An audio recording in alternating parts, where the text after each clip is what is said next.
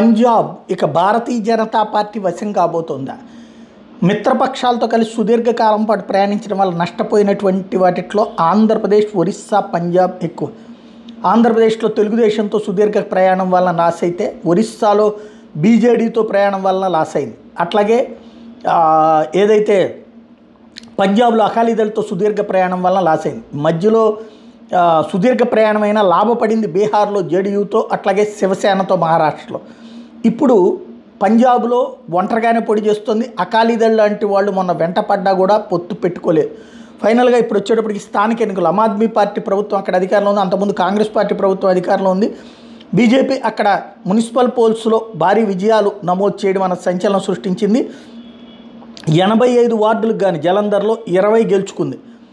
అలాగే లుధియానాలో 95 వార్డులకు కానీ 19 గెలుచుకుంది. అంటే క్రమంగా పికప్ అవుతుంది అక్కడ సొంతగా ఇండివిజువల్గా. అమృత్సర్లో 9కి 6, లుధియానాలో 19కి 11, జలంధర్లో 20కి 8, పాటియాలాలో 4కి 4 సాధించినటువంటి పరిస్థితి ఉంది. అమృత్సర్లో 6 గతంలో ఉంటే 9 స్థానాలకు ఎగబాకింది. లుధియానాలో 11 నుంచి 19 స్థానాలకు ఎగబాకింది. జలంధర్లో గతంలో 8 ఉంటే ఇప్పుడు 20 సీట్లు సాధించుకుంది. పటియాలాలో ఇంతకుముందు 0 అయితే ఇప్పుడు 4. ఓవరాల్గా చూసుకుంటే 85 గాను వార్డులకు గాను టోటల్గా 20 బీజేపీ గెలుచుకుంది. అలాగే జలంధర్ అండ్